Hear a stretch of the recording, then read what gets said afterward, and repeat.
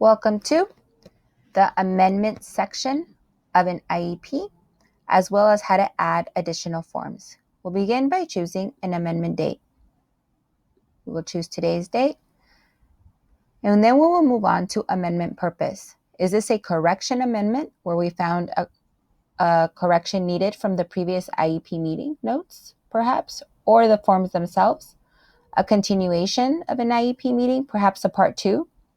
An amendment where we are changing something, perhaps we're deleting or adding a goal, or an other, perhaps the parent requested this amendment meeting to discuss progress for their child. Then we will move on to the purpose of the meeting.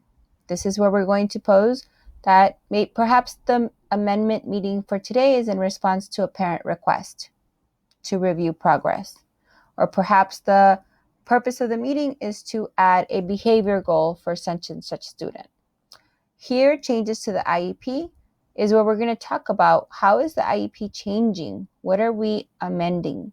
So we are adding a behavior goal due to blah, blah, blah, blah, blah, data, blah, blah, blah, blah, blah, teacher reports, parents report, team reports, all that information goes here.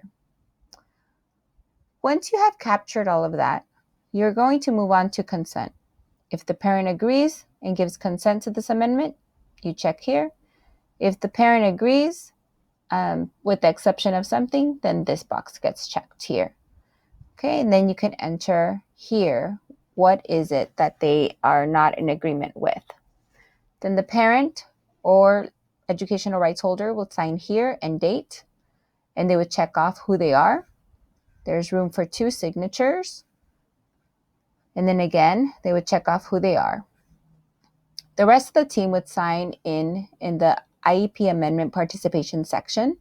As you can see, everybody has a space, including the student. We continue to scroll down. There is a box here that asks if the parent or the adult student, since a student can become their educational rights holder at the age of 18 if there's no conservatorship, have they received a copy of an IEP amendment or addendum page? If so, check here. That should be a priority.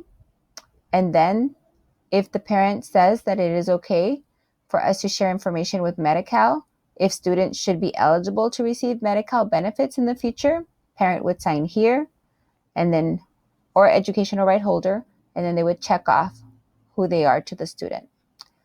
Now here, does this amendment require additional forms? Well, earlier I mentioned we were going to add a behavior goal. So you would say yes, and then you need to select which form you are changing. For us, it would be the goals, because that is where you added the behavior goal. I'm not going to click on this here because this is no longer a demo account and we want to keep the information confidential. But once you click the goals, it would take you to the goals page in future so that you can make appropriate changes. All the forms are listed here. Okay, and that concludes this section of the training.